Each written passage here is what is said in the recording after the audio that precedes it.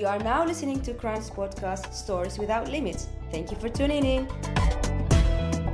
Hello and welcome to KRAN Podcast, Stories Without Limit, where we share a conversation about creativity, identity, resilience, and belonging.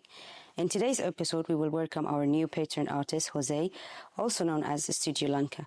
Jose will share his personal journey and how his experience inspired his work.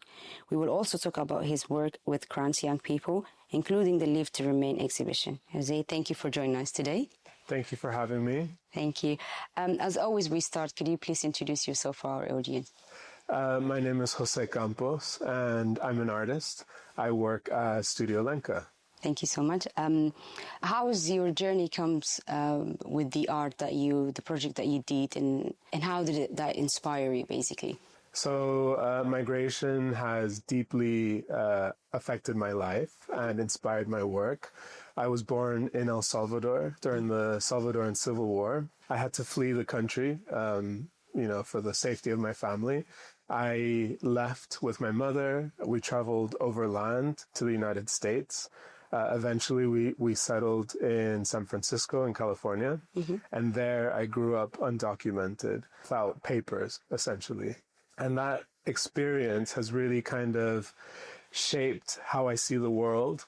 So yeah, I think my practice as an artist is about telling my story, but also focusing on joy rather than the trauma that came with that experience. We do have, obviously, our young people, we will talk about this later, involved in the art with you.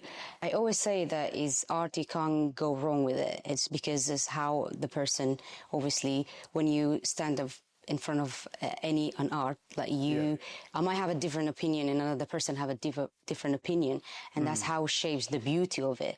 And I love that you said, like, it shouldn't be about the struggle, because most of the time is like the story that people think about refugees or migration is about like struggle, is about stress, is about, which is indeed it is, because that's the exactly story.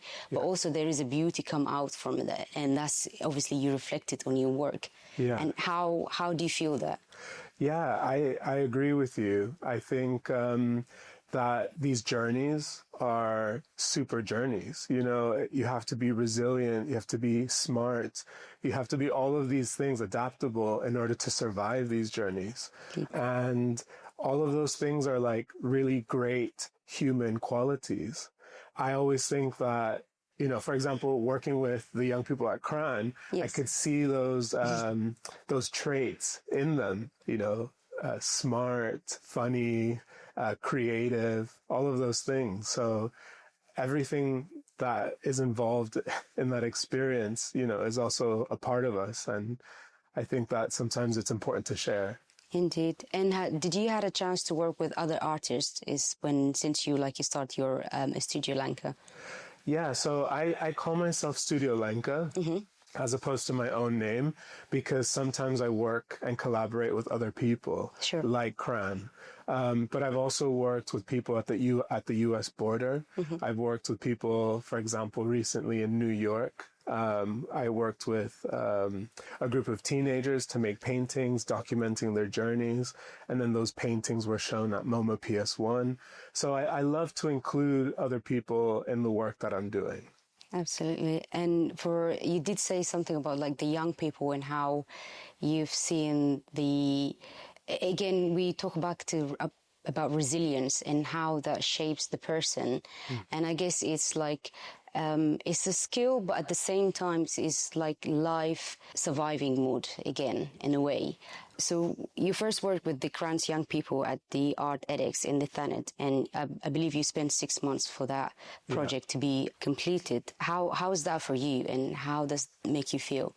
So I first started working with KRAN through Arts Education Exchange here in Margate, and I was working with a small group of young people, and we were kind of like learning English, we were eating together, and then in the afternoon we were making art. And for me, that was like a special experience, because I had just finished teaching in secondary schools. But then I kind of transitioned into this new role, working with KRAN and Arts edX. And I got a lot out of it. I was really inspired by the young people. I really saw myself in them as well. I recognized, some of their stories and some of the experiences that they had. But also, I realized that they started to inspire my work. Did that reflect to your own journey? Did that make you remember yourself when you were at that age and starting art for the first time, basically? Yeah, definitely. I saw that they were super creative, super energetic and excited and positive about life. I thought, wow, you've just arrived in this country, but you still have this amazing outlook.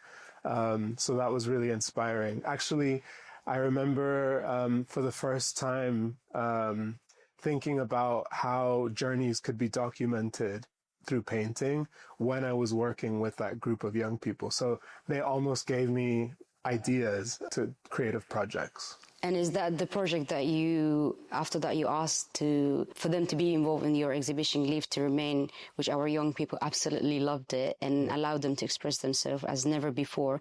My background, if I could say, is more clinical, is nursing rather than an art. But I do see the beauty in a way of how you can express themselves. And we did feel that our young people, is allowed them to express themselves and feel confidence. Yeah. How did you get out from it? What was the outcome from that exhibition? Yeah. So when I worked with the young people at Arts at X, the paintings that we made actually were shown at Turner Contemporary as part of a temporary exhibition. And then I worked at the Carl Friedman Gallery with the Leave to Remain exhibition. And we invited all the young people to come in, do some workshops. We were playing football on the beach. We were eating, and creating a space for them. But yeah, we made these kind of huge sculptures out of paper mache, and it was so fun and energetic.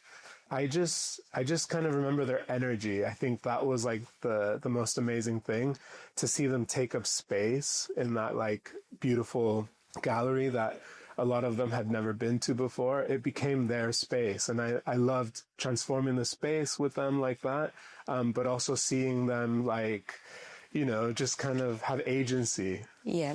And what's your message for them if they're listening to this podcast? I believe there are a lot of dreams out there, for when we see the young people who comes to the class. A lot of them, they want to be doctors, they want to be engineers. There was one who want to be an art. What's your message to them, and how that kind of yourself as a young person is starting art, and what's the message for you to them? I think that when I was a young person in a similar situation, art was a way for me to express myself and express very complex emotions, things that I couldn't say with words, So art allowed me to express that part of myself.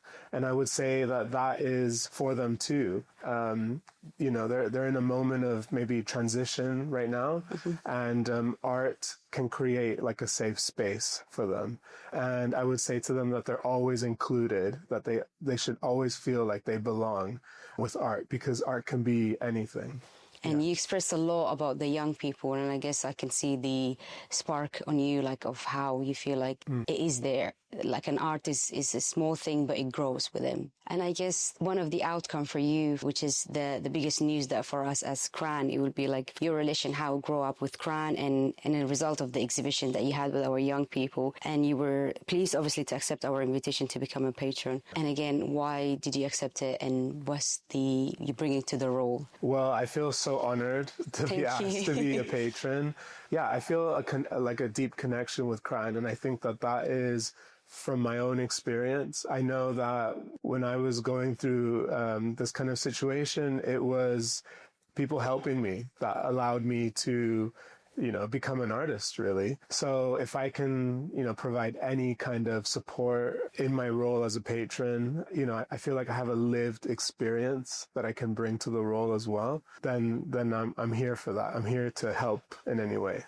Thank you so much. It's honestly, you say it's an honor, but it's also an honor for us, not only to become a patron, but also to someone who you've mentioned lived experience. And that's always we advocate for people with a lived experience to share their story rather than what the outside media is being presenting. And that's the main goal of how people can see our story, whether it's through art, whether through public speak, whether any different things. So thank you so much for being with us today.